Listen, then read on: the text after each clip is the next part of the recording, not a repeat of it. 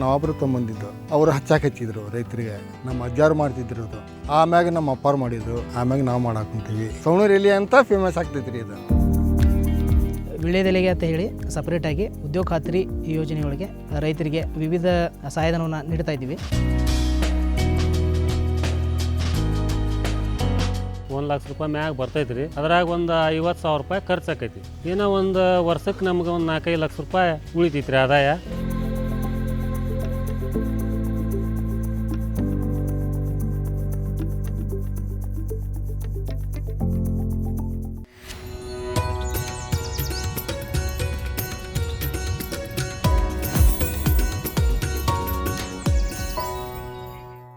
ಸವಣೂರು ನವಾಬರು ಪರಿಚಯಿಸಿದ ತಳಿ, ದೇಶ ವಿದೇಶಗಳಲ್ಲಿ ಪ್ರಸಿದ್ಧಿ ಪಡೆದಿರುವ ಬೆಳೆ, ತಾಂಬೂಲ ಪ್ರಿಯರ ನೆಚ್ಚಿನ ವೀಳ್ಯದೆಲೆ. ಸವಣೂರು ವೀಳ್ಯದೆಲೆ ಬೇಸಾಯ ಕೃಷಿ ಖಜಾನೆಗೆ ಸ್ವಾಗತ. ನಾನು ವಾಸುದೇವ್ ಮಾರ್ನಾಡ್. ಶುಭ ಸಮಾರಂಭಗಳಲ್ಲಿ ವೀಳ್ಯದೆಲೆ, ಅಡಿಕೆ ಇರಲೇಬೇಕು. ಇನ್ನು ತಾಂಬೂಲದಲ್ಲೂ ವೀಳ್ಯದೆಲೆಗೆ ಪ್ರಮುಖ ಸ್ಥಾನ. ರಾಜ್ಯದ ಬಹುತೇಕ ಭಾಗಗಳಲ್ಲಿ ಹಲವು ತಳಿಗಳ ವೀಳ್ಯದೆಲೆಗಳನ್ನು ಬೆಳೀತಾರೆ. ಅದರಲ್ಲೂ ಸವಣೂರು ವೀಳ್ಯದೆಲೆಯೂ ಒಂದು. ಸವಣೂರು ವೀಳ್ಯದೆಲೆ ದೇಶ ವಿದೇಶಗಳಲ್ಲಿ ಪ್ರಸಿದ್ಧವಾಗಿರುವ ತಳಿಯಾಗಿದ್ದು, ಇಂದು ಈ ವೀಳ್ಯದೆಲೆ ಬೇಸಾಯದ ಕುರಿತು ವಿವರವಾಗಿ ಮಾಹಿತಿಯನ್ನು ತಿಳಿಯೋಣ.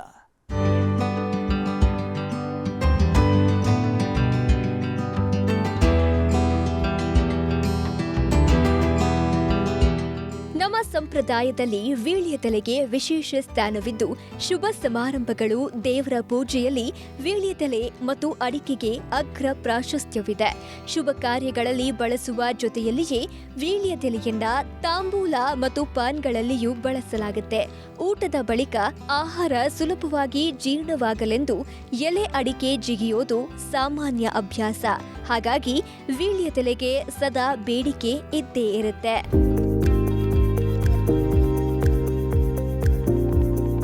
ಇನ್ನು ವೀಳ್ಯದೆಲೆಯಲ್ಲಿ ಸುಣ್ಣದಂಶ ಮತ್ತು ಕೆರೋಟಿನ್ ಅಂಶ ಹೆಚ್ಚಿದೆ. ಈ ಹಿನ್ನೆಲೆಯಲ್ಲಿ ಇದರ ಸೇವನೆ ಆರೋಗ್ಯಕ್ಕೂ ಒಳ್ಳೆಯದು ಎನ್ನಲಾಗುತ್ತೆ. ವೀಳ್ಯದೆಲೆಯ ಆಕಾರ, ಮೆದುತ್ವ, ಘಾಟು ಮತ್ತು ವಾಸನೆಯ ಆಧಾರದ ಮೇಲೆ 10 ವೀಳ್ಯದೆಲೆ ತಳಿಗಳು ಜನಪ್ರಿಯವಾಗಿದೆ. ಅದರಲ್ಲಿ ಅಂಬಾಡಿ, ಕರಿಬಳ್ಳಿ, ನಾಗಬಳ್ಳಿ, ಹೊಸಬಳ್ಳಿ, ಜನಬಳ್ಳಿ, ಚಪ್ರಬಳ್ಳಿ, ಮರ ಎಲೆ, ಕಲ್ಕತ್ತಾ ಪಾನ್, ಮೈಸೂರು ಎಲೆ ಮತ್ತು ಏಮಂಗಲ ಎಲೆ ಸೇರಿದಂತೆ ಹಲವು ಪ್ರಮುಖ ತಳಿಗಳ ಎಲೆಯನ್ನ ರಾಜ್ಯದಲ್ಲಿ ಬೆಳೆಯಲಾಗ್ತಿದೆ. ಹಾವೇರಿ ಜಿಲ್ಲೆಯ ಸವಣೂರು ಸುತ್ತಮುತ್ತಲ ಪ್ರದೇಶದಲ್ಲಿ ವಿಶಿಷ್ಟವಾದ ತಳಿಯ ವೀಳ್ಯದೆಲೆಯನ್ನ ಬೆಳೆಯಲಾಗ್ತಾ ಇದ್ದು, ಈ ವೀಳ್ಯದೆಲೆ ಸವಣೂರು ವೀಳ್ಯದೆಲೆ ಎಂದೇ ಫೇಮಸ್ ಆಗಿದೆ. ಸವಣೂರು ನವಾಬರು ಪರಿಚಯಿಸಿದ ತಳಿ. ಸವಣೂರು ನವಾಬರು ಈ ವೀಳ್ಯದೆಲೆ ತಳಿಯನ್ನ ಸವಣೂರು ಪ್ರದೇಶಕ್ಕೆ ಪರಿಚಯಿಸಿದ್ರು. ಆ ಬಳಿಕ ಇದನ್ನ ಸವಣೂರು ಭಾಗದ ರೈತರು ಬೆಳೆಯಲು ಆರಂಭಿಸಿದ್ರು. ಈಗಲೂ ಸಾವಿರಾರು ರೈತರು ಸವಣೂರು ವೀಳ್ಯದೆಲೆಯನ್ನ ಬೆಳೀತಿದ್ದಾರೆ. ಸ್ವಾದಿಷ್ಟ ರುಚಿ ಮತ್ತು ಖಾರಭರಿತ ಅಂಶ ಒಳಗೊಂಡಿರುವ ಈ ವೀಳ್ಯದೆಲೆಗೆ ಮಾರುಕಟ್ಟೆಯಲ್ಲಿ ಸಾಕಷ್ಟು ಡಿಮ್ಯಾಂಡ್ ಇದೆ. ಒಂದ್ ಕಾಲದಲ್ಲಿ ನೆರೆಯ ಪಾಕಿಸ್ತಾನದ ಕರಾಚಿ ಮತ್ತು ಲಾಹೋರ್ ಸೇರಿದಂತೆ ಹಲವು ದೇಶಗಳಿಗೆ ಈ ಎಲೆಯನ್ನ ರಫ್ತು ಮಾಡಲಾಗ್ತಾ ಇತ್ತು. ಈಗಲೂ ಗೋವಾ, ಕಲ್ಕತ್ತಾ ಹಾಗೂ ಉತ್ತರ ಭಾರತದ ಹಲವು ರಾಜ್ಯಗಳಿಗೆ ಈ ಎಲೆಯನ್ನ ಪೂರೈಸಲಾಗ್ತಿದೆ. ನವಾಬರು ತೊಗೊಂಬಂದಿದ್ದು ಅವರು ಅಲ್ಲೇ ಅಡ್ಡಾಡಕ್ಕೆ ಹೋದಾಗ ಅವ್ರು ನೋಡಿದಿರಂತೆ, ನಮ್ಮ ಸವಣೂರ್ದಾಗೂ ಇಂಥದ್ದು ಎಲೆ ಬಳ್ಳಿ ಮಾಡಿದರೆ ಚಲೋ ಆಗ್ತೈತಿ ಅಂತೇಳಿ ಅವರೇ ತೊಗೊಂಬಂದು ಅವರು ಹಚ್ಚಿದ್ರು ರೈತರಿಗೆ. ಇಲ್ಲಿಂದ ಭಾಳ ಮಂದಿ ಮತ್ತು ಇಲ್ಲಿ ನಿಮ್ಮ ಅಗಡಿ, ಜಲ್ಲಾಪುರ, ಶಿರ್ಬಡ್ಗಿ, ಬೆನಹಳ್ಳಿ, ಕಾರಡಗಿ, ಚಿಲ್ಲೂರು, ಬಡ್ನಿ ಭಾಳ ಹಳ್ಳಿಯವ್ರಿಗೆ ನಾವು ಬೀಜ ಮಾರಾಗೂ ಕೊಟ್ಟಿವಿ ರೀ. ಕೆಲವ್ರಿಗೆ ಗೊತ್ತಿದ್ದವ್ರಿಗೆ ಹಂಗೆ ಫ್ರೀ ಒಯ್ದಾರ. ನಮ್ಮೂರಾಗಲಿ ರಾಣಿಮಂದೂರಾಗಲಿ ಎಲ್ಲರ ಬೆಳೀಲಿ, ಬ್ಯಾಡಿಗೆ ಮೆಣಸಿನ್ಕಾಯಿನ ಅಂತಾರೆ. ಹಂಗೆ ಎಲ್ಲಾದರೂ ಬೆಳೆದ್ರು ಸವಣೂರು ಎಲೆ ಅಂತ ಫೇಮಸ್ ಆಗ್ತೈತೆ ರೀ. ಇದು ಸವಣೂರು ಎಲೆ ಇಲ್ಲಿಂದ ಎಲ್ಲ ಕಡೆ ಹಬ್ಬಿದ್ದಿದ್ದು. ನವಾಬ ಕಾಲಿಂದ ಆರಂಭ ಆಗಿ ನಮ್ಮ ಅಜ್ಜಾರು ಮಾಡ್ತಿದ್ರು ಅದು.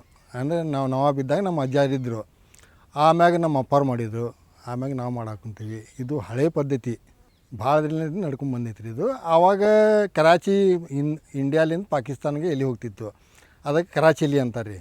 ಅದು ಕರಾಚಿಯಲ್ಲಿ ಈಗೂ ಹೋಗ್ತೈತೆ ರೀ, ಆದರೆ ಪಾಕಿಸ್ತಾನಕ್ಕೆ ಹೋಗಂಗಿಲ್ಲ. ಈಗ ಇಲ್ಲೇ ಭೋಪಾಲ, ಬಾಂಬೆ ಅಲ್ಲೇ ಹೋಗ್ತೈತಿ. ವೀಳ್ಯದೆಲೆಯನ್ನ ಪಾತಿ ಪದ್ಧತಿ, ಬೆಳಗಾವಿ ಪದ್ಧತಿ, ಆಳುಗುಳಿ ಪದ್ಧತಿ, ಗುಳಿ ಕಾಲುವೆ ಮತ್ತು ಸಸಿ ಮಡಿ ಪದ್ಧತಿ, ಕಿರುಪಟ ಪದ್ಧತಿಯಲ್ಲಿ ಬೆಳೆಯಲಾಗುತ್ತೆ. ರೈತರು ತಮ್ಮ ಪ್ರದೇಶದಲ್ಲಿ ಬಳಕೆಯಲ್ಲಿರುವ ಪದ್ಧತಿಯಲ್ಲಿ ವೀಳ್ಯದೆಲೆ ನಾಟಿ ಮಾಡಿ ಬೆಳೀತಾರೆ. ಇನ್ನು ಸವಣೂರು ವೀಳ್ಯದೆಲೆಯನ್ನ ಬೆಳಿಬೇಕೆಂದರೆ ಮಳೆಗಾಲದ ಆರಂಭದಲ್ಲಿ ಅಂದರೆ ಜೂನ್ ಜುಲೈ ತಿಂಗಳಿನಲ್ಲಿ ನಾಟಿ ಮಾಡಬೇಕು. ಸಾಲಿನಿಂದ ಸಾಲಿಗೆ 4 ಅಡಿ ಅಂತರ ನೀಡಿ ಗುಣಿ ಮಾಡಿ ವೀಳ್ಯದೆಲೆ ಬಳ್ಳಿಗಳನ್ನ ನಾಟಿ ಮಾಡಬೇಕು. ಜೂನ್ ತಿಂಗಳದಾಗ ಮಾಡ್ಬೇಕು. ಮಳೆಗಾಲ ಸ್ಟಾರ್ಟ್ ಆಗತ್ತೆ ನೋಡಿರಿ, ಜೂನ್ ಅವಾಗ ಚಾಲು ಮಾಡ್ಬೇಕು. ನಾವು ಅವಾಗ ನಾಟಿ ಮಾಡಿದ್ರೆ ಚಲೋ ಬೆಳೆ ಬರ್ತೈತೆ ರೀ. ಅದು ದೌಡ್ ಹತ್ಕೊಂತೈತೆ ರೀ, ಮಬ್ಬು ಹವಾ ಇರ್ತೈತೆ ರೀ, ಅದಕ್ಕೆ ಚೆನ್ನಾಗಿ ಅದು ಬೆಳಿತೈತೆ ರೀ. ಹವಾ ಆದ್ಮ್ಯಾಗ ಅದು ಬಳ್ಳಿ ಬೆಳೆಯದ್ರಿ. ಅದು ಬ್ಯಾಸ್ಯಾಗ ಹಚ್ಚಿದ್ರೆ ಬರಂಗಿಲ್ಲ ರೀ, ಅದು ಸಾಯ್ತೈತೆ ರೀ. ಅದಕ್ಕೆ ತಂಪು ಹವಾ ಇರಂಗಿಲ್ಲ ರೀ. ತಂಪು ಹವಾ ಮಳೆಗಾಲದಾಗ ಇರ್ತೈತೆ ರೀ, ಚಲೋ ಬೆಳಿತೈತಿ ಆ ಟೈಮ್ನಾಗ. ಈಗ ನಾವು ಯಾವಾಗ ಹಚ್ಚಕ್ಕೆ ಹೋದ್ರೆ ಬೆಳೆ ಬರಂಗಿಲ್ಲ ರೀ. ಅದು 4 ಫೂಟ್ ಹರಿವು ಐತೆ ರೀ, 3 ಫೂಟ್ ಹರಿವು ಐತೆ ರೀ. ಈಗ ಅದು ಅದ್ರಾಗ 1 ಫೂಟ್ನಷ್ಟು ತೆಗ್ ಮಾಡೋದು ರೀ. 1 ಫೂಟ್ನಾಗನ ಅದನ್ನು ಮಡಿ ಮಾಡಿ ತೆಗ್ ಮಾಡಿ ಸ್ವಲ್ಪ ಒಂದು 2 ಇಂಚ್ ತೆಗ್ ಮಾಡಿ 2-3 ಇಂಚ್ ತೆಗ್ ಮಾಡಿ ಹಿಂಗೆ ಬಳ್ಳಿ ಹಂಗೆ ಅಡ್ಡಿಟ್ಟು ಹಿಂಗೆ ಹಚ್ಬೇಕು ರೀ. ಹಚ್ಚಿ ಗೊಬ್ಬರ ಹಾಕ್ಬೇಕು ರೀ. ಅದಕ್ಕೆ ಬೆಳೆ ಮುಂದೆ ಸ್ವಲ್ಪ ಗುಣಿ ಮಾಡಿ ಅದಕ್ಕೆ ಇದು ಮಾಡಿ ಹಚ್ಚಿ ಗೊಬ್ಬರ ಹಾಕಿ ಕೊಡಪ ಅಂತ ತೊಗೊಂಡು ಒಂದು 15 ದಿನ ಹಿಂಗೆ ನೀರು ಹಾಕ್ಬೇಕು ರೀ. ಸಂಜೆಲಿ ಮುಂಜಾನೆ ಕುಡಿಯೋದಕ್ಕೆ ಹಾಕಿದ್ರೆ ಅದು ನೆಟ್ಟಗೆ ಬೆಳ್ಕೊಂತ ಹೋಗ್ತೈತೆ ರೀ. ಅವಾಗ ನಾವು ಮತ್ತೆ ಖಾಲಿ ಮಾಡಿ ಕಾಲೇದಿಂದ ನೀರು ಹಾಸ್ಬೇಕು ರೀ. ಅದು ಕಾಲೇದಿಂದ ನೀರು ಹಾಸಿದಾಗ ಅದು ಕಾಯಂ ನಾವು ಅವಾಗ ಕಂಟಿನ್ಯೂ ಅದು ಕಟ್ಕೊಳ್ಳೋದು, ಇಳ್ಬೋದು, ಹೋಗ್ಯೋದು, ಗೊಬ್ಬರ ಹಾಕೋದು, ಎಣ್ಣೆ ಹೊಡೆಯೋದು, ಎಲೆ ನಾವು ಮಾರ್ಕೆಟಿಗೆ ಕೊಯ್ಯೋದು, ಬಳ್ಳಿ ಕಟ್ಟೋದು ಎಲ್ಲ ಮಾಡಿದಾಗ ನಮ್ಗೆ ಉತ್ಪನ್ನ ಬರ್ತೈತೆ ರೀ. ವೀಳ್ಯದೆಲೆ ಬೆಳೆಗೆ ಫಲವತ್ತಾದ ಮಣ್ಣು ಬೇಕು. ಸಾವಯವ ಪದಾರ್ಥ ಹೆಚ್ಚಾಗಿರುವ ಮತ್ತು ಚೆನ್ನಾಗಿ ನೀರು ಬಸಿದು ಹೋಗುವ ಕೆಂಪು ಮಣ್ಣು ಹಾಗೂ ಮಸಾರಿ ಕಲ್ಲು ಭೂಮಿ ವೀಳ್ಯದೆಲೆಗೆ ಬೇಕಾಗುತ್ತೆ. ಇನ್ನು ಉಷ್ಣವಲಯದಲ್ಲಿ ಹೆಚ್ಚು ತೇವಾಂಶವಿರುವ ಹಾಗೂ ನೇರಳಿರುವ ಪ್ರದೇಶದಲ್ಲಿ ವೀಳ್ಯದೆಲೆ ಚೆನ್ನಾಗಿ ಬೆಳೆಯುತ್ತೆ. ಸಮುದ್ರ ಮಟ್ಟದಿಂದ 1500 ಮೀಟರ್ ಎತ್ತರದ ಪ್ರದೇಶಗಳವರೆಗೂ ಇದನ್ನ ಬೆಳೆಯಬಹುದು. ಕೆಂಪು ಮಣ್ಣು ಮಸಾರಿ ಇರ್ಬೇಕು ರೀ, ಕಲ್ಲು ಇರಬೇಕು. ಅಂಥ ನೆಲಕ್ಕೆ ಚಲೋ ಬಳ್ಳಿ ಬರ್ತೈತಿ. ಇದು ಗದ್ದೆ ನೆಲಕ್ಕೆ ಬರ್ತೈತೆ ರೀ, ಆದ್ರೆ ಅದು ಅಷ್ಟು ಈ ಟೈಮ್ಗೆ ಎಲೆ ಬಂದ್ ಆಗಿಬಿಡ್ತೈತಿ. ಈ ಮಸಾರಿ ಒಳಗಾದ್ರೆ ಈ ಟೈಮ್ಗೆ ಚಲೋ ಇರ್ತೈತಿ. ಈ ತಿಂಗಳದಾಗಿಂದ ಮೂಡು ಗಾಳಿ ಬೀಸ್ತೈತಲ್ಲ ರೀ, ಮೂಡು ಗಾಳಿಗೆ ಅದು ಎಲೆ ಬರಂಗಿಲ್ಲ ರೀ. ತೆಗ್ನ್ಯಾಗ ಎರಿ ಹೊಲ್ದಾಗ ಕಮ್ಮಿ, ಮಸಾರಿ ಕಲ್ಲು ಭೂಮಿಗೆ ಹೆಚ್ಚಿಗೆ ಎಲೆ ಬರ್ತೈತೆ ರೀ, ಇಳುವರಿ ಹೆಚ್ಚಿಗೆ. ಈ ಟೈಮ್ಗೆ ಎಲೆ ಕಮ್ಮಿ ಆಗಂಗಿಲ್ಲ. ಮಾರ್ಕೆಟ್ ಇದ್ದು ಹೊತ್ನಾಗ ರೇಟ್ ಹೆಚ್ಚಿಗೆ ಬರ್ತೈತೆ ರೀ, ಎಲೆ ಜಾಸ್ತಿ ಬರ್ತೈತಿ. ವೀಳ್ಯದೆಲೆ ಬಳ್ಳಿಗಳನ್ನ ನಾಟಿ ಮಾಡುವ ಮುನ್ನ ಭೂಮಿ ತಯಾರಿಯನ್ನ ಉತ್ತಮವಾಗಿ ಮಾಡಿಕೊಳ್ಬೇಕು. ಸಸಿ ನಾಟಿ ಮಾಡುವ ಮುನ್ನ ಸಾಲು ಹೊಡೆದುಕೊಂಡು ಬಳ್ಳಿ ನಾಟಿ ಮಾಡ್ತೀವಿ ಅಂತಾರೆ ರೈತ ಮಂಜುನಾಥ್ ಅವರು. ಮೊದಲೇಕ್ ರೀ ಗಾಡಿಯಿಂದ ಟ್ಯಾಕ್ಟ್ರಿಂದ ರಂಟಿ ಹೊಡಿತೀವಿ ರೀ. ರಂಟಿ ಹೊಡೆದು ಅದಕ್ಕೆ ಮತ್ತೆ ಹೊಳ್ಳಿ ಎಳಿಸ್ತೀವಿ ಟ್ಯಾಕ್ಟ್ರಲ್ಲೇ. ಸಾಫ್ ಮಾಡಿ ಸಮಾನತೆ ಮಾಡಿ ಅದನ್ನು ಚಕ್ ಚವ ಮಾಡಿ ಭೂಮಿನ 1 ಎಕರೆ ಕಪ್ಪು ಖಾಲಿ ಇರ್ತೈತಲ್ಲ ರೀ, ಹಂಗೆ ಡಿಗ್ಗಿ ಹೊಡಿತೀವಿ. ಅದ್ರೊಳಗನ ಮತ್ತೆ ಡಿಗ್ಗಿ ಹೊಡೆದಿಂದ ಮತ್ತೆ ಅದ್ರೊಳಗನ ನಾವು ಆಲಿ ಹೊಡಿತೀವಿ. ಸ್ವಲ್ಪದೊಂದು ಆಲಿ ಹೊಡೆದು ಅದ್ರೊಳಗನ ನಾವು ಒಂದು 3 ಇಂಚು ಸ್ವಲ್ಪ ತೆಗ್ಗ ಅಷ್ಟೇ. ತೆಗ್ನ್ಯಾಗನ ಒಂದಿಟ್ಟು ಬಳ್ಳಿ ಹಿಂಗೆ ಅಡ್ಡ ಹಿಂಗೆ ಇಟ್ಟು ಒಂದಿಟ್ಟು ಹುದುಲು ತೊಗೊಂಡು ಈ ರೆಪ್ಪಿಗೆ ಹುದುಲು ಹೊಡಿತೀವಿ ರೀ. ಹುದುಲು ಹೊಡೆದಿಂದ ಮತ್ತು ಅದ್ರ ಮ್ಯಾಗ ಒಂದು ಸ್ವಲ್ಪ ಗೊಬ್ಬರ ಹಾಕಿಬಿಡ್ತೀವಿ ರೀ. ಮಂಜುನಾಥ್ ಅವರು ಸವಣೂರು ವೀಳ್ಯದೆಲೆಯ ಜೊತೆಯಲ್ಲಿಯೇ ಅಂಬಾಡಿ ವೀಳ್ಯದೆಲೆಯನ್ನ ಬೆಳೆಸಿದ್ದಾರೆ. ಇನ್ನು ಸವಣೂರು ಭಾಗದ ಮಾರುಕಟ್ಟೆಯಲ್ಲಿ ಅಂಬಾಡಿ ಎಲೆಗಳಿಗಿಂತಲೂ ಸವಣೂರು ವೀಳ್ಯದೆಲೆಗೆ ಹೆಚ್ಚಿನ ಡಿಮ್ಯಾಂಡ್ ಇರೋದ್ರಿಂದ ಅದನ್ನೇ ಹೆಚ್ಚಿನ ಪ್ರಮಾಣದಲ್ಲಿ ಬೆಳೀತಿದ್ದಾರೆ. ಈ ಅಂಬಾಡಿ ಒಂದ್ರಿ ನಾವು ಹಚ್ಚೋದು ಕರೆಯೋದು ಒಂದ್ರಿ, ಇದೇ ಎಲೆ ಬೆಳ್ರಿ ಅಂಬಾಡಿ ಇದನ್ನಷ್ಟ ಹಚ್ತೇವೆ ರೀ, ಮತ್ತು ಯಾವ್ದು ಹಚ್ಚಂಗಿಲ್ಲ. ನಮ್ಗೆ ಕರೆ ಎಲೆ ಕಂಟಿನ್ಯೂ ಕೊಯ್ತೇವೆ ರೀ ನಾವು. ಅಂಬಾಡಿದು ನಮಗೇನು ಅದ್ರ ಮ್ಯಾಗ ಅಷ್ಟೊಂದು ಇದು ಇಲ್ಲ ರೀ, ನಾವು ಅಷ್ಟೇ ಹಚ್ಚಿರ್ತೇವೆ ರೀ, ಅಟ್ಟ ಒಯ್ತೇವೆ ಅದನ್ನು. ಕರೆ ಬಳ್ಳಿನ ನಮ್ಗೆ ದೊಡ್ಡ ಲಾಭ ರೀ.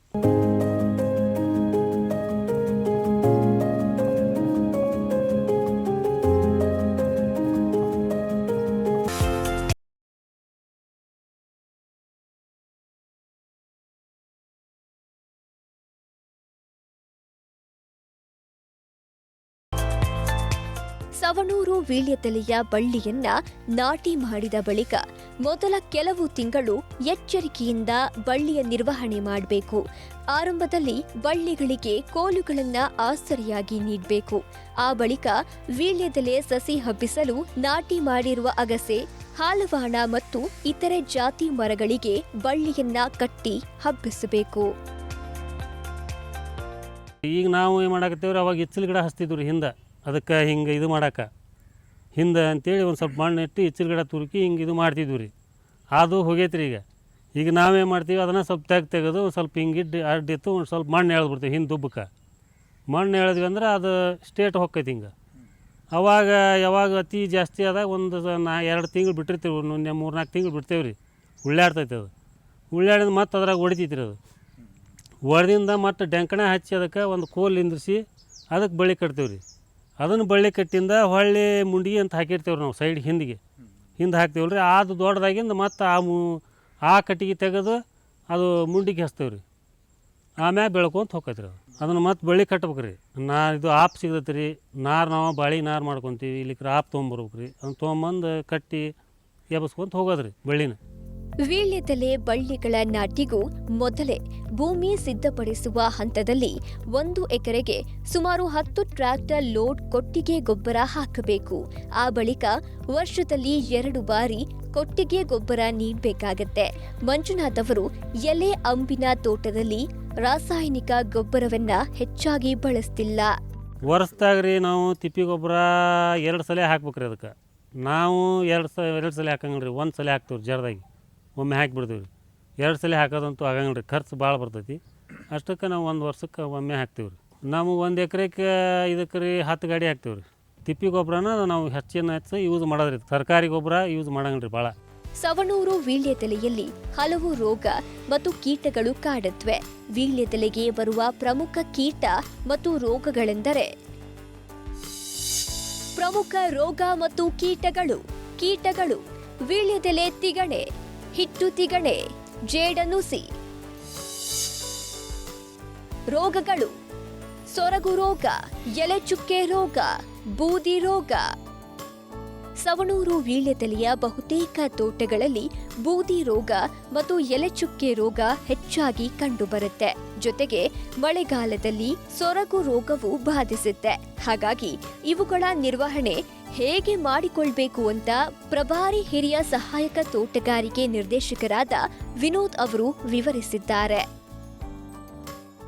ಎಲೆ ಬಳ್ಳಿಗೆ ಸರ್ ಮೇಜರ್ ಆಗಿ ರೋಗ ಅಂದರೆ ಒಂದು ಬೂದು ರೋಗ ಸರ್, ಇನ್ನೊಂದು ಎಲೆ ಚುಕ್ಕೆ ರೋಗ. ಎಲೆ ಚುಕ್ಕೆ ರೋಗ, ಬೂದು ರೋಗ, ಇನ್ನೊಂದು ಸೊರಗು ರೋಗ ಅಂತ ಬರುತ್ತೆ ಸರ್, ವಿಲ್ಟ್ ಅಂತ ಹೇಳಿ. ಅದಕ್ಕೆ ಮೊದಲನೇದಾಗಿ ಬೂದು ರೋಗಕ್ಕೆ ಏನು ಮಾಡ್ಬೇಕಂದ್ರೆ ಸರ್, ಈಗ ಇದು ಚಳಿಗಾಲ ಸ್ಟಾರ್ಟ್ ಆಗೋಕ್ಕಿಂತ ಮುಂಚೆನೇ ನಾವೇನು ಮಾಡ್ಬೇಕು ಸರ್, ಬಾವಿಸ್ಟಿನ್ ಅಂತ ಒಂದು ಕೆಮಿಕಲ್ ಬರುತ್ತೆ ಸರ್. ಬಾವಿಸ್ಟಿನ್ ಇಲ್ಲ ಮ್ಯಾಂಕೋ ಜೆಬ್ ಇಲ್ಲ ಬೋಡೋ ಮಿಕ್ಸ್ಚರ್, ಇದನ್ನು ಪ್ರಯರಾಗಿ ಒಂದು ಸರ್ತಿ ಹೊಡಿಬೇಕು ಸರ್. 15 ದಿನ ಬಿಟ್ಟು ಮತ್ತೊಂದು ಸರ್ತಿ ಸ್ಪ್ರೇ ಮಾಡಿದರೆ ಬೂದು ರೋಗ ಕಂಟ್ರೋಲ್ ಆಗುತ್ತೆ ಸರ್. ಎಲೆ ಚುಕ್ಕೆ ರೋಗಕ್ಕೆ ಅದಕ್ಕೂ ಮ್ಯಾಂಕೋ ಜೆಬ್ ಸ್ಪ್ರೇ ಮಾಡ್ಬೋದು ಸರ್. ಹೆಕ್ಸಾಕೊನಜೋಲ್ ಅಂತ ಇದೆ ಸರ್, ಅದನ್ನು ನಾವು ರೆಕಮೆಂಡೇಷನ್ ಮಾಡ್ತೀವಿ ಸರ್. ಹೆಕ್ಸಾಕೊನಜೋಲ್ ಆದರೆ 8 ml 1 ಪಂಪಿಗೆ ಹಾಕಿ ಸ್ಪ್ರೇ ಮಾಡ್ಬೇಕು ಸರ್ ಅವರು. ಅದು ಎಲೆ ಚುಕ್ಕೆ ರೋಗ ಕಂಟ್ರೋಲ್ ಆಗುತ್ತೆ ಸರ್. ಇನ್ನು ವಿಲ್ಟ್ ಏನೈತಲ್ಲ ಸರ್, ವಿಲ್ಟಿಗೆ ಇದು ಸೊರಗು ರೋಗ. ಇದು ಹೆಂಗೆ ಸರ್, ಡ್ರಿಪ್ ಇರಿಗೇಷನ್ ಒಳಗೆ ಇದು ಪ್ರಾಬ್ಲಮ್ ಬರಲ್ಲ ಸರ್. ಎಲೆ ಬಳ್ಳಿ ಒಳಗೆ ಇದು ಹೈ ನೀರು ಬಿಡೋದ್ರಿಂದ ಒಂದು ಗಿಡಕ್ಕೆ ಏನಾರೇ ರೋಗ ಐತಂದ್ರೆ ಅದು ಆ ಮಣ್ಣು ಎಲ್ಲೆಲ್ಲಿ ಕೊಚ್ಕೊಂಡು ಹೋಗುತ್ತಲ್ಲ ಸರ್, ಅಲ್ಲಿ ಸ್ಪ್ರೆಡ್ ಹಾಕೊಂತ ಹೋಗುತ್ತೆ ಸರ್. ಹೀಗಾಗಿ ಇದನ್ನು ವಿಲ್ಟ್ ರೋಗ ಮಳೆಗಾಲದಾಗ ಜಾಸ್ತಿ ಇರುತ್ತೆ ಸರ್ ಇದು. ಸೊ ಮಳೆಗಾಲ ಸ್ಟಾರ್ಟ್ ಆಗೋಕ್ಕಿಂತ ಮುಂಚೆ ನಾವೇನು ಮಾಡ್ಬೇಕು ಸರ್, ಬಾವಿಸ್ಟಿನ್ ಇಲ್ಲಾಂದರೆ ಮ್ಯಾಂಕೋ ಜೆಬ್ ಮಿಕ್ಸ್ಚರ್ ಏನು ಬರುತ್ತಲ್ಲ ಸರ್, ಅದನ್ನು ರೈತರು ಏನು ಮಾಡ್ಬೇಕಂದ್ರೆ ಒಂದೊಂದು ಗಿಡಕ್ಕೆ ಒಂದೊಂದು ಅರ್ಧ ಜಗ್ನಷ್ಟು ಹಾಕ್ಬೇಕು ಸರ್ ಕೆಮಿಕಲ್ಸ್. ಅಂದರೆ ಒಂದು ಪಂಪಿಗೆ ಅವರು 48 ಗ್ರಾಮ್ ಹಾಕ್ಬೇಕು ಸರ್ ಕೆಮಿಕಲ್ಸ್ ರೆಡಿ ಮಾಡಿಕೊಂಡು. ಒಂದು ಗಿಡಕ್ಕೆ ಅರ್ಧ ಜಗ್ ಹಾಕ್ಬೇಕು ಸರ್ ಅವರು. ಒಂದು ಹಾಕಿ ಆನಂತರ ಮಳೆ ಯಾವಾಗ ಸ್ಟಾಪ್ ಆಗುತ್ತಲ್ಲ ಸರ್, ಆವಾಗ ಒಂದು ಸರ್ತಿ ಅದನ್ನು ರಿಪೀಟ್ ಮಾಡ್ಬೇಕು ಸರ್. ವೀಳ್ಯದೆಲೆ ತೋಟದಲ್ಲಿ ಪ್ರತಿದಿನವೂ ಕೆಲಸ ಇರುತ್ತೆ. ಭೂಮಿ ತಯಾರಿ ಮತ್ತು ಸಸಿ ನಾಟಿ ಹಂತದಲ್ಲಿ ಹೆಚ್ಚಿನ ಕೆಲಸಗಾರರು ಬೇಕಾಗ್ತಾರೆ. ಬಳ್ಳಿ ಬೆಳೆಯಲು ಆರಂಭಿಸಿದ ನಂತರ 15 ದಿನಕ್ಕೆ ಒಮ್ಮೆ ಬಳ್ಳಿಯನ್ನ ಗಿಡಕ್ಕೆ ಕಟ್ಟುತ್ತಿರಬೇಕು. ರೈತರ ಕುಟುಂಬದಲ್ಲಿ 3 ರಿಂದ 4 ಜನರು ಕೆಲಸ ಮಾಡೋರಿದ್ದರೆ ಅವರೇ 1 ಎಕರೆ ಎಲೆ ಬಳ್ಳಿ ತೋಟವನ್ನ ನಿರ್ವಹಣೆ ಮಾಡಿಕೊಳ್ಳಬಹುದು. ಇಲ್ಲದಿದ್ದರೆ ಹೆಚ್ಚಿನ ಕೆಲಸಗಾರರು ಬೇಕಾಗ್ತಾರೆ. 6 ಮಂದಿ ಏನೈತಲ್ಲ ರೀ ಕಾಯಂ ಇರೋದ್ರಿ. ಇದಕ್ಕೆ 6 ಮಂದಿ ಬೇಕಾರಿ ದಿನ. ನಾವು ಒಬ್ಬರು ಎಲೆ ಕೊಯ್ತೀವಿ ರೀ, 2-3 ಮಂದಿ ಬಳ್ಳಿ ಕಟ್ತೀವಿ ಅಂತ ಹೊರೆ ಇರೋದ್ರಿ. ತಪ್ಪಂಗೆ ಇಲ್ರಿ ಇದ್ರಾಗ. ಒಟ್ಟು ಆಳು ಇಲ್ಲ ಅನ್ನಂಗಿಲ್ಲ ರೀ ಇದ್ರಾಗ. ಯಾವಾಗ ನಾವಾಗಲೇ ಬಿಟ್ಬೇಕು ರೀ ತೋಟದಾಗ ಹೊರೆನ. ಇದ್ರ ಕಂಟಿನ್ಯೂ ದುಡಿಮೆ ಐತ್ರಿ. ಆಳಿಗೂ ದುಡಿತಾರೆ ರೀ, ನಾವು ದುಡಿತೀವಿ, ಅವ್ರಿಗೆ ಆಕೈತಿ, ನಮಗೂ ಆಕೈತಿ. ಒಬ್ಬೊಬ್ಬರು 30 ಪಿಚ್ಚಿ 40 ಪಿಚ್ಚಿ ಒಂದು ದಂಡಿಗೆ ಕೊಯ್ತಾರೆ ರೀ ಒಂದು ದಿವ್ಸಕ್ಕೆ ಒಂದು ಮನುಷ್ಯ. ಎಲೆ ಬಳ್ಳಿಗಳನ್ನ ನಾಟಿ ಮಾಡಿದ ಬಳಿಕ ಪ್ರತಿ ವರ್ಷ ಬಳ್ಳಿಯನ್ನ ಕೆಳಗಿಳಿಸಬೇಕು. ಕೆಳಗಿಳಿಸಿದ ಬಳ್ಳಿಯನ್ನ ಸುರುಳಿಯಾಗಿ ಸುತ್ತಿ ಬಳ್ಳಿಯ ಬುಡದಲ್ಲಿ ಗುಣಿ ಮಾಡಿ ಹೂಳಬೇಕು. ಆ ಬಳಿಕ ಬಳ್ಳಿ ಅಲ್ಲಿ ಚಿಗುರೊಡೆಯುತ್ತೆ. ಅದನ್ನ ಆಸರೆ ಗಿಡಕ್ಕೆ ಹಬ್ಬಿಸಿದ್ರೆ ಉತ್ತಮ ಗುಣಮಟ್ಟದ ಮತ್ತು ಹೆಚ್ಚಿನ ಎಲೆಗಳು ಸಿಗುತ್ತವೆ.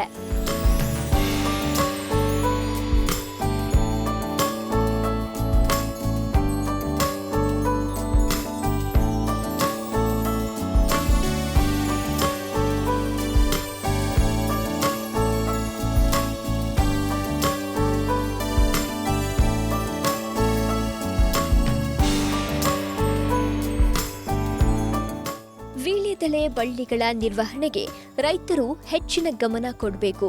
ಹೆಚ್ಚು ಮುತುವರ್ಜಿಯಿಂದ ಬಳ್ಳಿಗಳ ನಿರ್ವಹಣೆ ಮಾಡಿದ್ರೆ 15ರಿಂದ 20 ವರ್ಷದವರೆಗೂ ಫಸಲು ಪಡೆಯಲು ಸಾಧ್ಯವಿದೆ. ಆದರೆ ಸಾಕಷ್ಟು ರೈತರು ಸೂಕ್ತ ನಿರ್ವಹಣೆ ಮಾಡದ ಹಿನ್ನೆಲೆಯಲ್ಲಿ 8ರಿಂದ 10 ವರ್ಷದಲ್ಲೇ ಬಳ್ಳಿಗಳನ್ನ ತೆಗೆದು ಮತ್ತೆ ನಾಟಿ ಮಾಡ್ತಾರೆ. ಬಳ್ಳಿಗಳನ್ನ ಹೊಸದಾಗಿ ನಾಟಿ ಮಾಡಿದ್ರೆ ಫಸಲು ಆರಂಭವಾಗಲು 1-2 ವರ್ಷ ಬೇಕಾಗುತ್ತೆ. ಹಾಗಾಗಿ ಬಳ್ಳಿಗಳು ಹೆಚ್ಚು ವರ್ಷ ಇಳುವರಿ ನೀಡುವಂತೆ ರೈತರು ಉತ್ತಮವಾಗಿ ನಿರ್ವಹಣೆ ಮಾಡಬೇಕು ಅನ್ನೋದು ಮಂಜುನಾಥ್ ಅವರ ಅಭಿಪ್ರಾಯ. 60 ವರ್ಷ ಬರ್ತೈತಿ ಏನು ಒಮ್ಮೆ ನಾಟಿ ಮಾಡಿದ್ರೆ. ಈಗ ನೇರ್ರಿ ಅಷ್ಟೊಂದು ದೇಕ್ರಿಕ್ ಮಾಡಂಗಿಲ್ಲ ಬಳ್ಳಿನ. ಕೆಲವು 10 ವರ್ಷ 8 ವರ್ಷ ಇಡ್ತಾರೆ ಅಷ್ಟೇ. 10-15 ವರ್ಷದ ಬಳ್ಳಿನೂ ಇಡ್ತಾರೆ. ಅಲ್ಲಿ ಮಟ್ಟ ದುಡ್ಡು ಚೆಂದಾಗಿ ಅದನ್ನು ಮಾಡ್ಕೊತ ಹೋದ್ರೆ ಅದು ಇರ್ತೈತೆ ರೀ.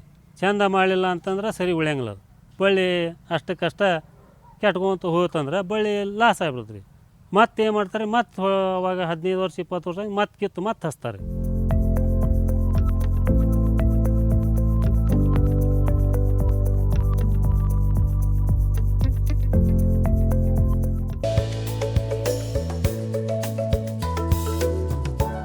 ವೀಳ್ಯದೆಲೆ ಬಳ್ಳಿ ನಾಟಿ ಮಾಡಿದ ಬಳಿಕ 2ನೇ ವರ್ಷದಿಂದ ಎಲೆಗಳನ್ನ ಕಟಾವು ಮಾಡಬಹುದು. ಆದರೆ 2ನೇ ವರ್ಷದಲ್ಲಿ ಇಳುವರಿ ಹೆಚ್ಚಿನ ಪ್ರಮಾಣದಲ್ಲಿ ಸಿಗೋದಿಲ್ಲ. ಆದರೆ 3ನೇ ವರ್ಷದ ಬಳಿಕ ಹೆಚ್ಚಿನ ಇಳುವರಿ ಸಿಗುತ್ತೆ. ಇನ್ನು ಮಂಜುನಾಥ್ ಅವರು ವಾರದಲ್ಲಿ 3 ಸಲ ಎಲೆ ಕಟಾವು ಮಾಡ್ತಾರೆ. ಎಲೆಗಳನ್ನ ಕಟಾವು ಮಾಡಿದ ಬಳಿಕ ಅವುಗಳನ್ನ ಪಿಂಡಿ ಅಥವಾ ಅಂಟಿಗೆ ತಯಾರಿಸಿ ಮಾರ್ಕೆಟ್ಗೆ ತಲುಪಿಸ್ತಾರೆ.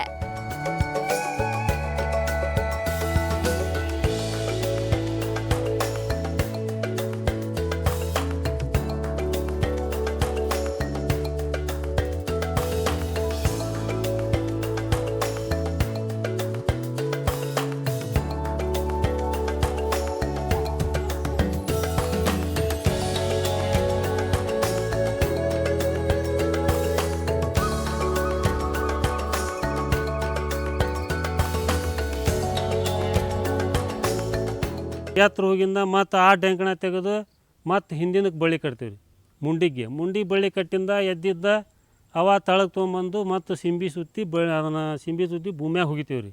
ಭೂಮ್ಯಾಗ ಹೋಗೋದು ಮತ್ತು ನಾವು ಗೊಬ್ಬರ ಹಾಕ್ತೀವಿ ರೀ. ಅದಕ್ಕೆ ತಿಪ್ಪಿ ಗೊಬ್ಬರ ಹಾಕಿಂದ ಹಂಗೆ ಬೆಳೆಸ್ಕೊಂತ ಹೋಗೋದ್ರಿ. ಮತ್ತು ಇಳಿದಾಗ ಆ 2 ವರ್ಷಕ್ಕೆ ಅದು ಬಳ್ಳಿ ಫಲವತ್ತಾದ ನಮ್ಗೆ 2 ವರ್ಷಕ್ಕೆ ಸಿಗ್ತೈತೆ ರೀ. ಅದು 1 ವರ್ಷಕ್ಕೆ ಮಕ್ಳು ಸಿಗೋಲ್ಲ. 1 ವರ್ಷ ಬೆಳ್ಯಾಕ ಬೇಕು ರೀ. ಅದು 2ನೇ ವರ್ಷಕ್ಕೆ ಏನೈತಿಲ್ಲ ಅವಾಗ ನಮ್ಗೆ ಒಂದು ಸ್ವಲ್ಪ ಉತ್ಪನ್ನ ಸಿಗ್ತೈತಿ 2ನೇ ವರ್ಷಕ್ಕೆ. 3ನೇ ವರ್ಷಕ್ಕೆ ಹೆಚ್ಚಿನ ಉತ್ಪನ್ನ ಸಿಗ್ತೈತೆ ರೀ.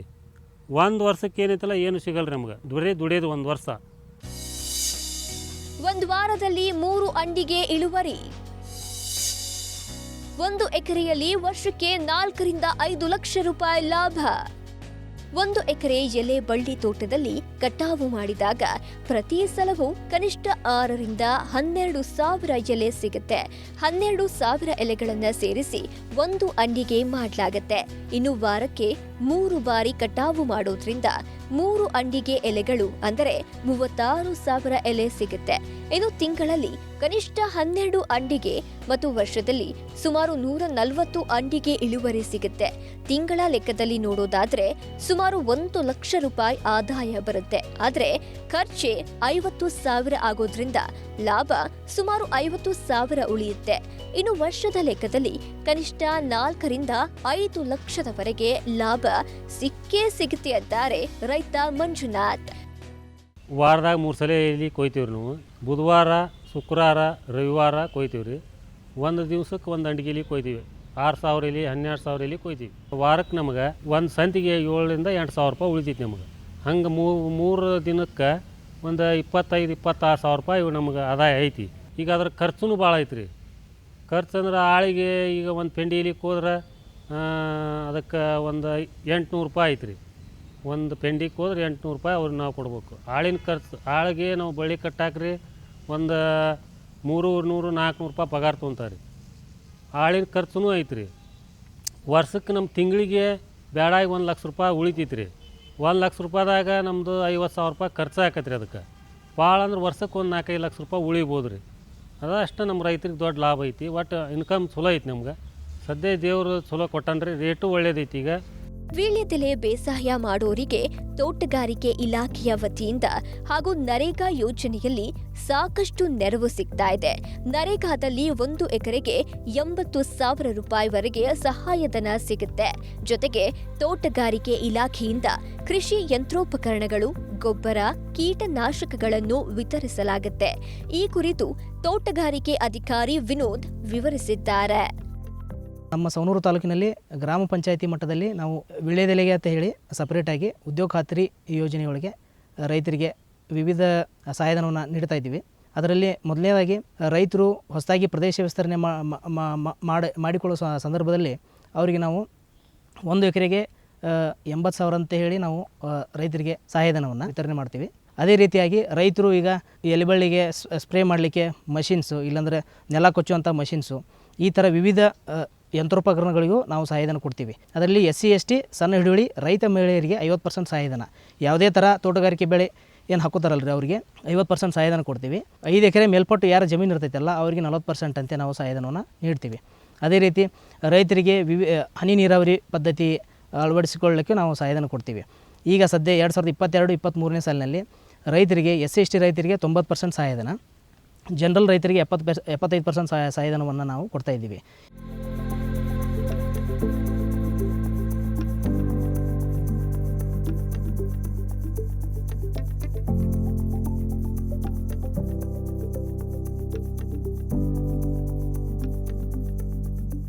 ಐತಿಹಾಸಿಕ ಹಿನ್ನೆಲೆ ಇರುವ ಮತ್ತು ವ್ಯಾಪಕ ಬೇಡಿಕೆ ಇರುವ ಸವಣೂರು ವೀಳ್ಯದೆಲೆ ಕೃಷಿ ರೈತರಿಗೆ ಹೆಚ್ಚಿನ ಲಾಭ ತಂದುಕೊಡ್ತಾ ಇದೆ. 1 ಎಕರೆಯಲ್ಲಿ ಸವಣೂರು ವೀಳ್ಯದೆಲೆ ಬೆಳೆದರೆ ಕನಿಷ್ಠ ವರ್ಷಕ್ಕೆ 4-5 ಲಕ್ಷ ರೂಪಾಯಿವರೆಗೆ ಲಾಭ ಸಿಗುತ್ತೆ. ಸಮಗ್ರ ವಿವರಗಳುಳ್ಳ ಕೃಷಿ ಸಂಬಂಧಿಸಿದ ಈ ಸಂಚಿಕೆಗಳನ್ನು ನಿಮಗೆ ಬೇಕಾದಾಗ ವೀಕ್ಷಣೆ ಮಾಡೋದಕ್ಕೆ ಹಾಗೂ ಕೃಷಿಯ ಕುರಿತಾದ ಮತ್ತಷ್ಟು ಮಾಹಿತಿಗಾಗಿ ವಿಸ್ತಾರ ಕೃಷಿ ಯೂಟ್ಯೂಬ್ ಚಾನಲ್ಗೆ ಸಬ್ಸ್ಕ್ರೈಬ್ ಮಾಡಿ. ಇದಾಗಿತ್ತು ಇವತ್ತಿನ ಕೃಷಿ ಖಜಾನೆ. ಅನುಕ್ಷಣದ ಸುದ್ದಿಗಾಗಿ ನೋಡ್ತಾ ಇರಿ ವಿಸ್ತಾರ ನ್ಯೂಸ್. ಇದು ನಿಖರ ಜನಪರ. ನೀವು ವಿಶೇಷವಾದ ಬೆಳೆ ಬೆಳೆದಿದ್ರೆ, ತಂತ್ರಜ್ಞಾನ ಅಳವಡಿಸಿಕೊಂಡು ಕೃಷಿ ಮಾಡ್ತಾ ಇದ್ರೆ, ಮಾದರಿ ಕೃಷಿಕರಾಗಿದ್ರೆ ವಿಸ್ತಾರ ನ್ಯೂಸ್ ತಂಡವನ್ನು ಸಂಪರ್ಕಿಸಿ ನಿಮ್ಮ ಗೆಲುವಿನ ಗುಟ್ಟನ್ನು ನಮ್ಮ ಜೊತೆ ಹಂಚಿಕೊಳ್ಳಬಹುದು. ವಿಳಾಸ ವಿಸ್ತಾರ ನ್ಯೂಸ್, ನಂಬರ್ 1, 2 ಹಾಗೂ 4ನೇ ಮಹಡಿ, the new Indian express building, 2 ಹಾಗೂ 3ನೇ ಬ್ಲಾಕ್, ಕ್ವೀನ್ಸ್ ರಸ್ತೆ, ಬೆಂಗಳೂರು 560001. Phone number 9606942030. ಇಮೇಲ್ ವಿಳಾಸ program@vistaranews.com.